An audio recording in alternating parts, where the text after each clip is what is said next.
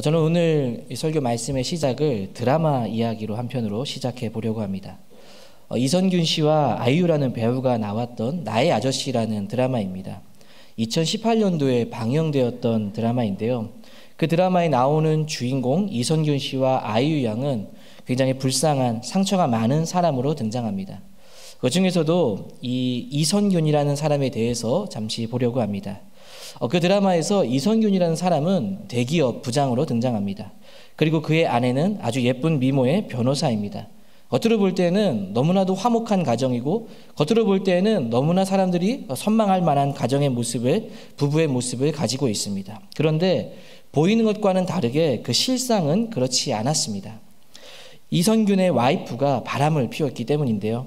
그리고 와이프가 바람을 피고 있다는 사실을 남편이 알게 됩니다. 그 사실을 알게 된 이선균은 이런 생각을 하고 이런 대사가 나옵니다. 나만 모른 척하면 아무 일도 없는 거야. 나만 아는 척하지 않으면 아무렇지도 않게 지나가는 거야. 자기만 모르는 척하면 이 일이 아무렇지도 않게 지나갈 수 있다라고 생각하는 겁니다. 그런데 그 모르는 척이 너무나 힘든 것입니다. 와이프가 바람을 피게 된 대상이 누구인가 하면 대학의 후배이면서 자신의 직장에서 가장 힘들게 하는 직장 상사였기 때문입니다. 그 사람의 괴롭힘과 무시를 당하면서 아내까지 빼앗은 사실을 생각하면 할수록 참기가 힘든 것이죠. 그래서 그것을 모르는 척한다라는 게 너무나 힘든 일이었습니다. 함께 있을 때는 시시때때로 남자와 통화하는 것을 보아도 모르는 척해야 했고 와이프의 물건에서 남자의 물건이 나와도 못 본 척해야 했습니다. 심지어 호텔을 들락날락하는 것을 보아도 모르는 척해야 했습니다. 자신만 아는 척하지 않으면, 자신만 이 일을 모르는 척하면 아무 일도 일어나지 않을 것이다 라고 생각했습니다. 왜 그렇게 생각했는가 하면 자신이 아는 척을 하지 않음을 통해 가정을 지킬 수 있을 것이다 라고 생각했기 때문입니다. 가정을 지키기 위해서 끝까지 모르는 척한 것이죠. 그런데 그 모르는 척이 너무나 힘든 것이었습니다. 사랑하는 사람이 자기를 바라봐주지 않는 겁니다. 사랑하는 사람이 다른 사람을 바라보고 있는 겁니다. 얼마나 비참하고 여러분 초라한 모습이었겠습니까? 그가 경험하는 현실은 너무나도 죽을 만큼 괴로웠습니다. 그래서 진짜 죽을까 생각도 하지만 막상 죽으려고 하니까 그 죽을 만한 용기도 나지 않았습니다.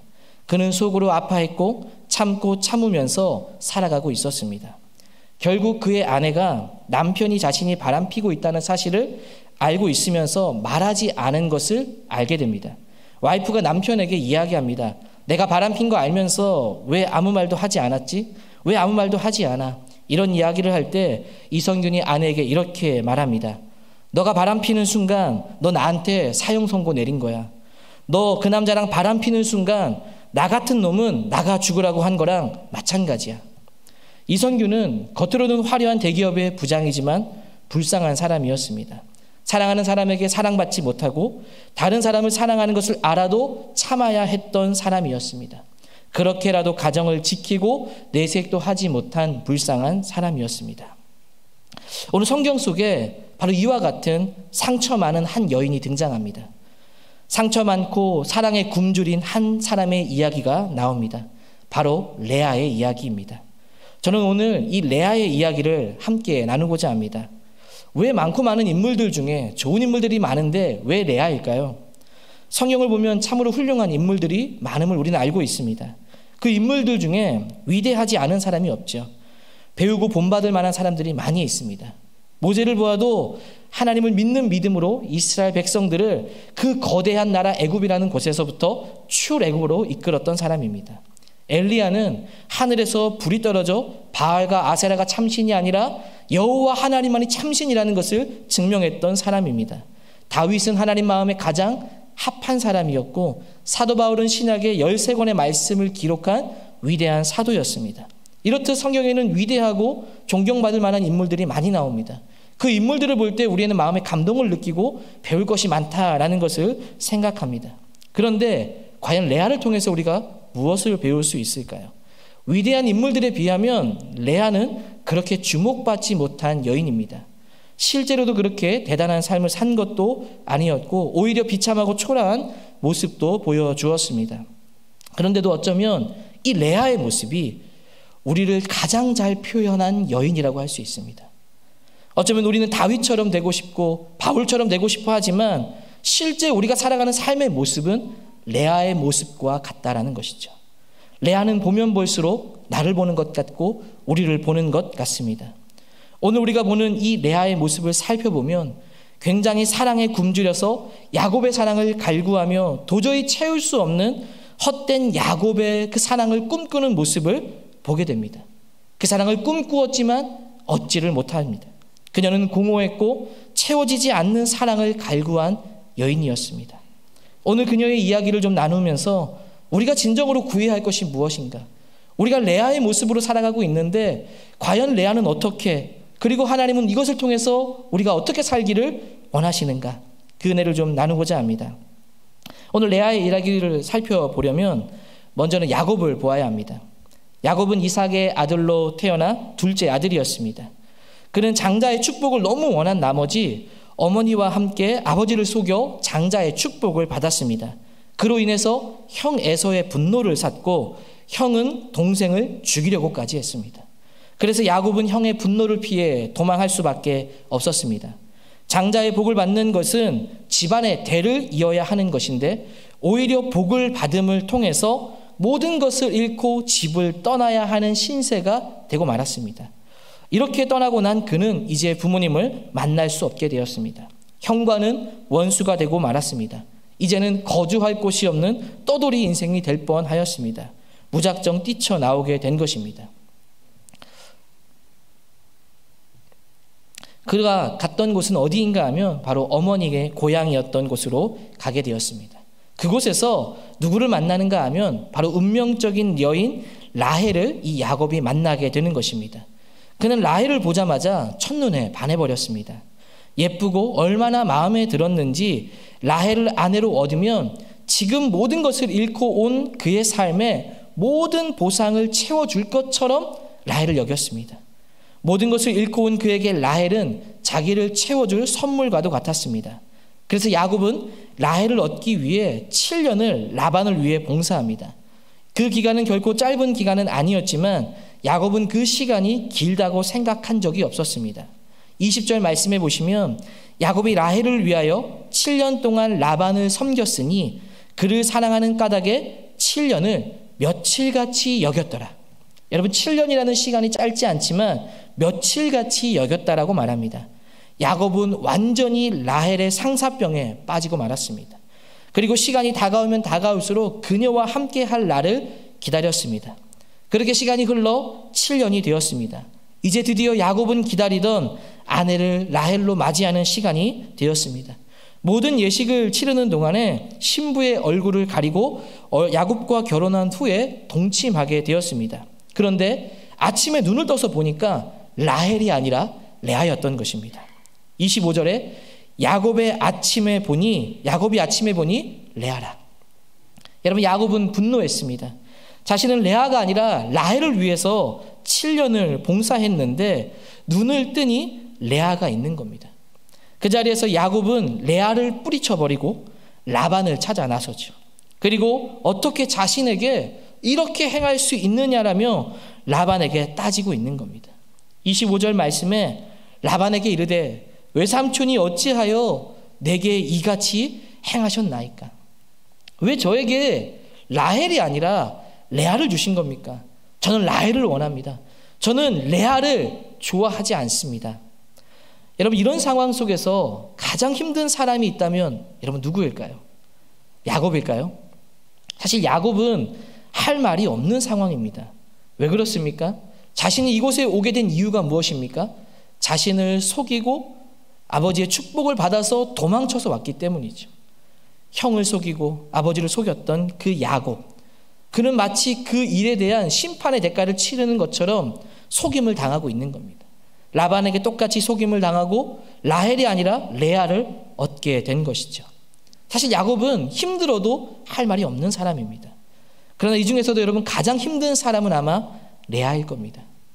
레아에게 있어서 야곱은 이제 정식으로 남편이 되었습니다. 레아는 야곱이 라헬을 좋아하는 것을 알면서도 결혼한 것으로 보입니다.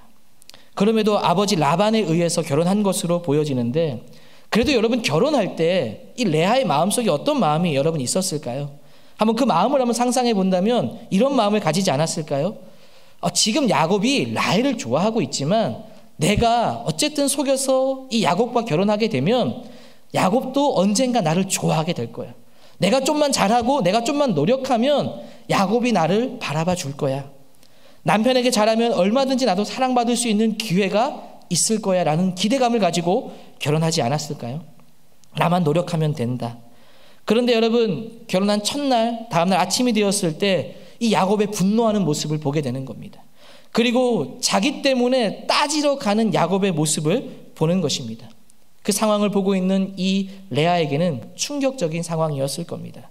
자기가 싫다고 라헬이 좋다고 라반에게 따지고 있는 이 야곱의 모습, 그것을 장막 밖에서 이 레아는 다 듣고 있었습니다. 결혼 첫날부터 마음을 주지 않는 남편의 외면으로 그의 결혼 생활은 시작되었습니다. 그녀의 심정은 비참했을 겁니다. 그녀의 가슴은 무너져 내렸을 겁니다. 야곱은 레아가 아니라 다시 라헬을 얻기 위해 7년의 봉사를 시작합니다. 이제 레아가 아내가 되어 옆에 있음에도 불구하고 여전히 레아에게 눈길 하나 주지 않는, 레아에게는 어쩌면 그 결혼 생활이 지옥 같은 삶이 시작된 것입니다. 레아는 아마 몇 날 며칠을 야곱의 무심함 때문에 울었을 겁니다. 자신을 바라봐주지 않는 야곱으로 인해서 마음은 온통 상처투성이었을 겁니다. 사람 사이의 가장 큰 폭력은 여러분 언어이고 무관심입니다. 말로 사람을 죽일 수 있고 무관심으로 사람을 비참하게 만들 수 있습니다. 그녀는 이 모든 것을 당하면서 괴로워하고 있었습니다. 그녀는 이 레아는 야곱의 사랑을 얻기 위해 아마 온갖 노력을 그러면서도 쏟았을 겁니다.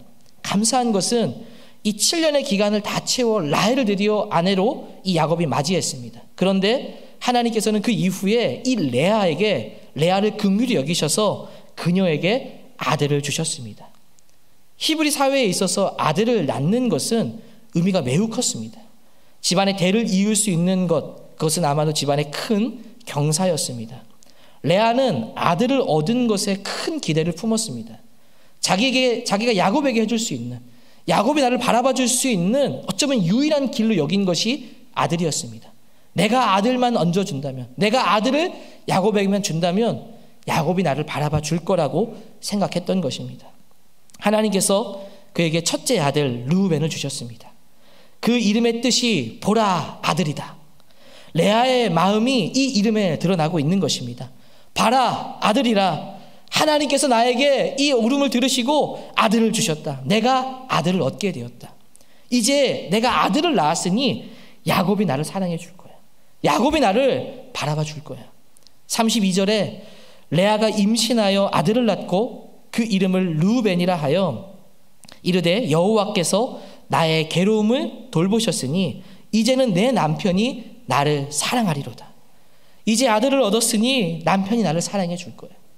이 레아는 철떡같이 믿었던 아들을 통해서 야곱의 사랑을 받을 것이라고 믿었습니다.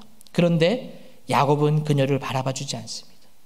야곱은 여전히 무관심하고 라헬만을 바라보고 있는 겁니다. 하나님은 그녀에게 둘째 아들을 주십니다. 그의 이름이 시므온입니다. 이름의 뜻이 응답입니다. 하나님께서 나의 간구에 응답하셨다.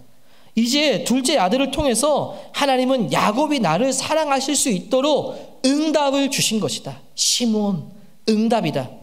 33절에 그가 다시 임신하여 아들을 낳고 이르되 여호와께서 내가 사랑받지 못함을 들으셨으므로 내게 이 아들도 주셨도다 하고 그의 이름을 시므온이라 하였으며, 내가 사랑받지 못함을 하나님께서 보셨고 이제라도 남편이 나를 사랑해 줄 수 있도록 응답으로 아들을 주셨다. 시므온, 응답이다.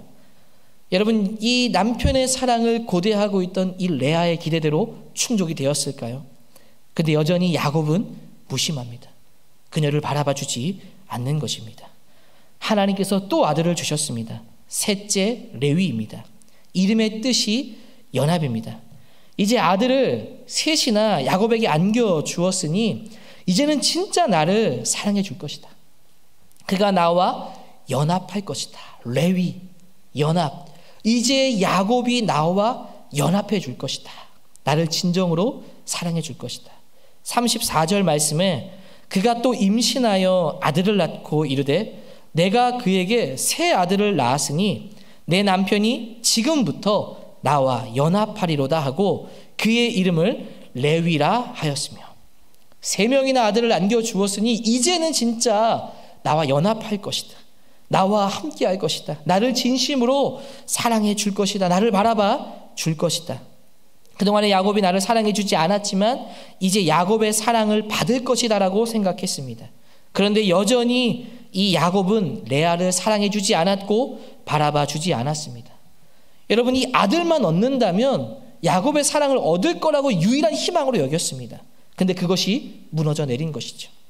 여러분, 그녀의 기대와 소망은 절망으로 바뀌어 버렸을 겁니다. 야곱의 마음을 얻는 것이 자신의 모든 삶의 행복이라고 여기면서 달려왔고 아들을 얻기 위해 노력했는데 그 아들조차도 얻어줬음에도 불구하고 자기를 바라봐주지 않는 야곱.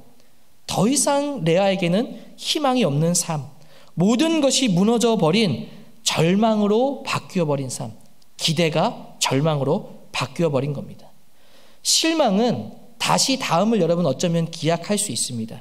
그런데 절망은 완전히 소망이 끊어졌다는 겁니다. 다시 해봐야 이미 결론이 난 일이기 때문에 바꿀 수 없다라는 절망적인 마음이라는 것이죠. 우리가 하나님 나라 큐티를 통해서 예레미야 말씀을 보고 있습니다. 예레미야를 사람들이 여러분 왜 싫어했습니까? 예레미야의 말이 이미 완성된 말처럼, 이미 이루어진 일처럼 희망을 보여주지 않는 말이었기 때문이 아니겠습니까? 다 끝났다. 무너져야 된다. 사람들은 희망적인 말들을 원하는데, 무너지더라도 회복할 수 있는 말들을 원하는데, 이제 끝났으니 바벨론에 항복해야 된다. 종결의 의미로 절망을 이야기하는 것이죠. 사실 그 절망을 맛봐야 또 다른 시작을 할 수 있는 것인데, 이 이스라엘은 완전히 무너져야 다시 시작할 수 있어야 되는 것인데 그것을 보지 못하고 절망적인 이야기를 듣기 싫어한 것이죠.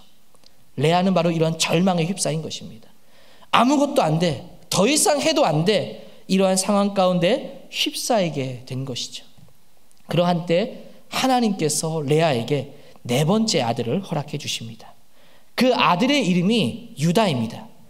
그런데 이번에는 이 레아에게 놀라운 삶의 변화의 고백이 일어나기 시작합니다. 여러분, 그동안에 해왔던 이 레아의 고백과 달라진 고백이 이 유다부터 등장하기 시작하는데요. 여러분, 그동안 아들을 가지 못한 것은 야곱에게 사랑받기 위한 것이었는데 오히려 지금 유다를 얻은 이 레아의 고백은 찬송으로 바뀌어진 것입니다. 유다의 이름의 뜻이 찬송입니다. 레아는 야곱의 사랑을 받지 못했으면서 찬송을 부르고 있는 것이죠. 35절 말씀에 내가 이제는 여호와를 찬송하리로다. 여러분, 절망에 있었던 그녀의 고백이 어떻게 이렇게 바뀌게 된 것일까요? 야곱의 사랑을 받지 못했음에도 불구하고 어떻게 여호와를 찬송하는 고백을 담게 된 것일까요? 절망에 있던 그녀가 고백이 찬송으로 바뀌어지게 된 것입니다. 많은 이야기들이 이 속에 담겨져 있진 않지만 그녀의 이 모든 생각과 마음의 틀들이 그 고난의 시간을 통해서 바뀌어진 것입니다. 어떻게 바뀌어졌는가? 이 그녀가 야곱을 통해서 얻는 사랑은 험하다는 것을 깨달은 것이고 하나님의 사랑을 깨달은 것입니다. 야곱을 구할 때 채워지지 않던 그 고난의 늪에서 절망 속에서 하나님의 사랑에 눈을 뜨게 된 것이죠. 31절 말씀해 보시면 이런 말씀이 있습니다. 여호와께서 레아가 사랑받지 못함을 보시고, 레아가 사랑받지 못함을 누가 지금 보고 있다고 말하고 있습니까? 하나님이 보고 계셨다라는 겁니다. 이 레아는 끊임없는 야곱의 외면 가운데서 자신을 보아주신 하나님을 향한 눈을 뜨게 된 것입니다. 그의 시선이 계속 야곱에게 향해져 있다가 하나님께로 시선을 돌리기 시작한 것입니다. 그리고 얻게 된 이 유다를 통해서 그녀는 이러한 고백을 하는 겁니다. 이제 내가 여호와를 찬송하리로다. 그녀의 삶의 고백이 바뀌어지게 된 것입니다. 그녀의 삶의 진정한 의미와 행복은 야곱에게 있는 것이 아니라 하나님께 있는 것이구나. 내가 정말 야곱을 구했을 때 채워지지 않던 것이 하나님을 바라보기 시작하자 내 삶이 채워지고 내 삶이 어떤 의미가 있는지가 보여지기 시작하는구나. 여러분, 우리가 하나님을 가장 깊이 있게 만날 때가 여러분 언제입니까? 평안할 때입니까? 아니면 고난 가운데 있을 때입니까?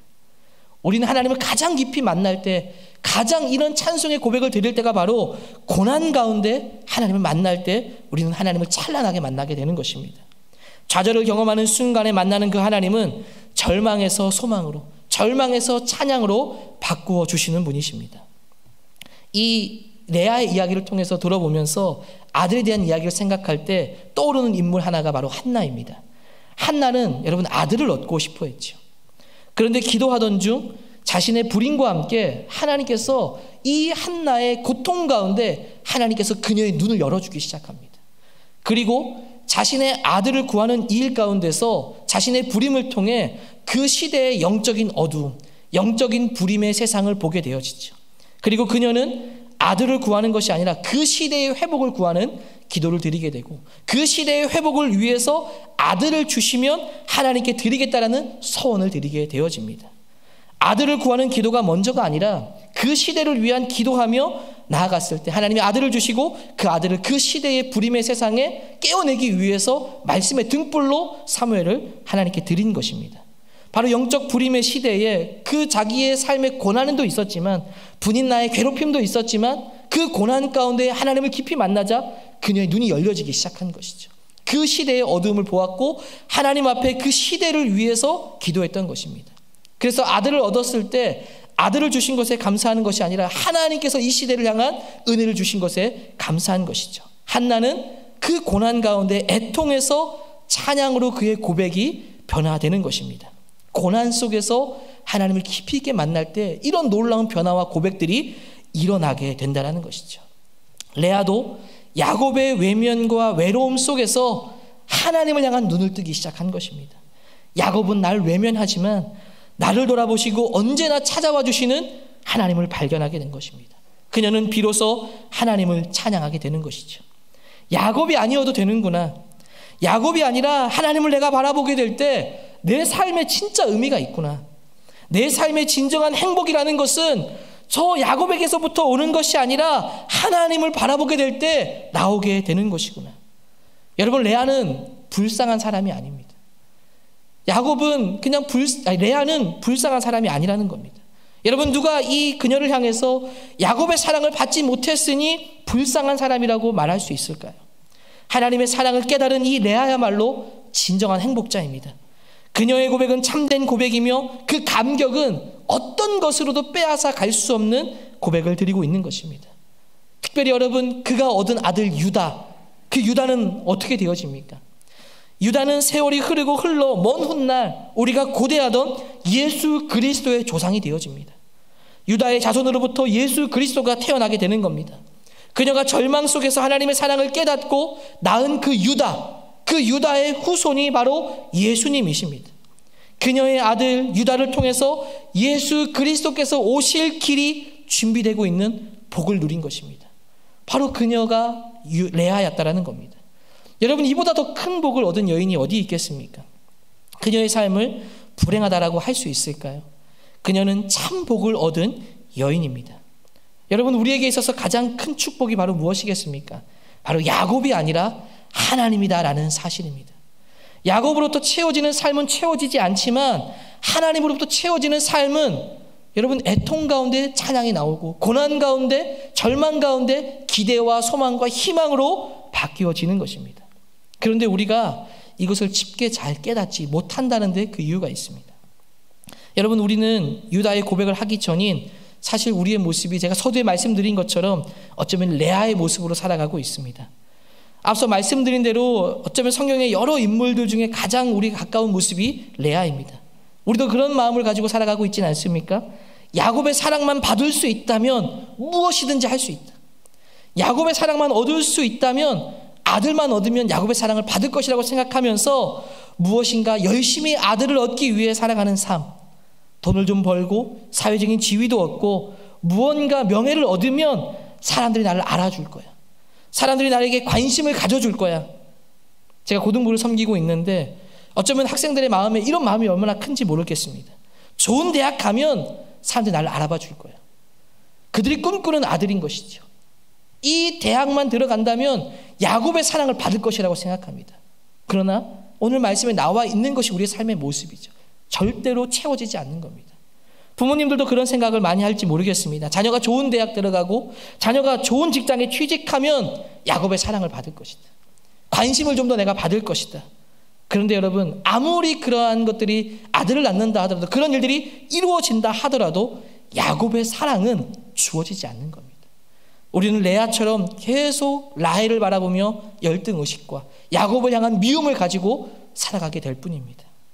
여러분, 우리가 진정 이런 야곱을 향한 갈망에서 벗어나는 것은 우리의 삶의 의미가 야곱에게 있는 것이 아니라 하나님께 있음을 믿고 그것을 바라보는 것입니다. 우리의 눈이 야곱에게 향하는 것이 아니라 하나님을 향하고 바라볼 때 우리의 삶의 의미가 달라지는 것입니다. 야곱을 바라보고 아들을 얻기 위해 달려갈 때에는 여전히 가난하고 목마르고 굶주리고 열등의식에 쌓여가지만, 패배의식 속에 절망 가운데 살아가지만, 우리의 눈이 하나님을 향하기 시작할 때 우리의 삶의 의미는 달라지는 겁니다. 기쁨으로 걸어갈 수 있는 거예요. 하나님이 나를 봐주시는데, 야곱은 나를 보지 않아도 하나님이 나를 바라봐주고 계신데, 그것이 우리에게 힘과 소망이 되는 것입니다. 거기에서 우리의 삶의 진정한 의미가 발견되는 것이죠. 내가 얼마나 소중한 사람인지를 알게 되는 것입니다. 특별히 이 레아의 이야기를 통해서 정말 우리가 한 가지 꼭 짚고 보아야 될 것은, 여러분, 우리가 야곱을 찾는 가장 무서운 것 중에 하나가 자기 연민이라는 겁니다. 레아는 모든 과정을 겪으면서 이런 생각을 했습니다. 나는 늘 불쌍해. 나는 늘 라헬보다 부족해. 나는 내가 제일 힘든 사람이라고 생각해. 다른 사람과 비교하면서 자꾸 자기 연민에 빠져버리는 겁니다. 그래서 오히려 잘 되는 것을 두려워하는 겁니다. 왜냐하면 잘 되면 나를 알아봐주지 않을 것 같기 때문에. 자기가 불쌍해져야만 다른 사람의 관심을 받을 수 있고 야곱의 관심을 받을 수 있다라고 생각하는 자기 연민. 여러분, 자기 연민은 교만입니다. 자기 연민은 어디로 연결되는가 하면 자기 사랑과 연결됩니다. 내가 불쌍하게 보여서 사람들이 나를 알아봐 주는 것, 자기 사랑이죠. 자기가 우상이 되는 것이고 그것은 교만함이라는 겁니다. 여러분, 우리는 이러한 영화 속에, 슬픈 영화 속에 있는 것처럼 내 삶은 언제나 불행하고 내 삶은 언제나 레아와 같다라는 그러한 패배의식을 가지고 있는 사람이 너무나 많다라는 겁니다. 여러분, 이것을 벗어버려야 되는 겁니다. 여전히 나는 안 될 거라고 생각하는 삶 속에서 벗어나야 된다는 것이죠. 우리는 하나님을 진정으로 바라볼 때 여러분, 이 자기 연민을 깰 수 있습니다. 유다의 고백이 있기 전에 레아처럼 머물러 있지 말아야 합니다. 자꾸 나를 불쌍하게 여기는 삶의 모습을 벗어나시고 자기 연민을 깨고 하나님께 나아가는 우리 모두가 되기를 주의 이름으로 축복합니다. 야곱은 우리에게 눈길도 주지 않지만, 내가 아무것도 아닌 존재처럼 이야기하지만 하나님은 우리를 바라봐주고 계십니다. 우리가 좌절하고 절망하는 순간에도 너는 특별하다, 너에게는 나에게 너무나 소중한 존재다라고 말씀해 주십니다. 우리가 절망하고 레아처럼 아무것도 얻지 못하는 순간에 하나님을 바라보면 찬송하게 하시는 분이다라는 겁니다. 제가 서두에 말씀드렸던 드라마 나의 아저씨, 그 드라마는 어떻게 맞춰지는가 하면 이선균이 자기와 비슷한 처지에 있는 불쌍한 사람을 만납니다. 그가 바로 아이유입니다. 그 서로 불쌍한 사람들끼리 만나서 서로가 서로를 격려하고 서로가 서로를 도와주는 모습이 나타납니다. 자기가 아무것도 아닌 존재라고 생각했던 사람이 더 어려운 사람을 돕고 또 그 사람이 자기를 도와주고, 그런데 그렇게 서로를 도우면서 연약한 사람들끼리 서로 도우면서 삶의 의미를 찾아가는 겁니다. 이런 생각을 가지는 거죠. 내가 좋은 사람일 수도 있겠구나. 내가 아무것도 아닌 사람인 줄 알았는데 누군가를 돕는 사람이 될 수도 있겠구나. 그러면서 서로를 도우면서 회복하며 맞춰지는 드라마입니다. 삶을 바라보는 것이 달라진 것이죠. 삶의 의미를 자신에게 맞출 때에는 자기는 불쌍한 사람이었는데 그 존재의 의미를 누군가를 도우면서 내가 좋은 사람일 수 있다는 것을 생각하며 존재의 의미를 찾아가는 것이었습니다. 여러분, 우리의 삶의 의미도 그렇습니다. 야곱의 사랑을 바라면서 라헬과 비교하며 살아가면 여전히 우리는 불쌍한 사람입니다. 누구도 나를 사랑해 주지 않는 존재로 여기면서 살아가는 겁니다. 그러나 우리의 삶의 초점이 하나님께 맞추어지게 될 때 하나님은 우리를 회복시켜 주신다는 거예요. 하나님을 바라보게 될 때 우리는 특별한 의미를 가지고 살아갈 수 있게 된다는 것입니다. 저는 말씀을 묵상하면서 제 안에 저도 스스로 이 말씀을 보면 내 안에 얼마나 레아가 많았는가, 저도 얼마나 사람들에게 관심을 받고 싶어하고 얼마나 인정을 받고 싶어 하는가를 많이 보게 되었습니다. 그리고 이것을 채워지는 것이 야곱이 아니었구나, 내가 열심히 한다고 이게 채워지는 게 아니었구나, 결국 무엇을 바라볼 때 채워지는가? 하나님을 바라보게 될 때 채워지는 것이구나.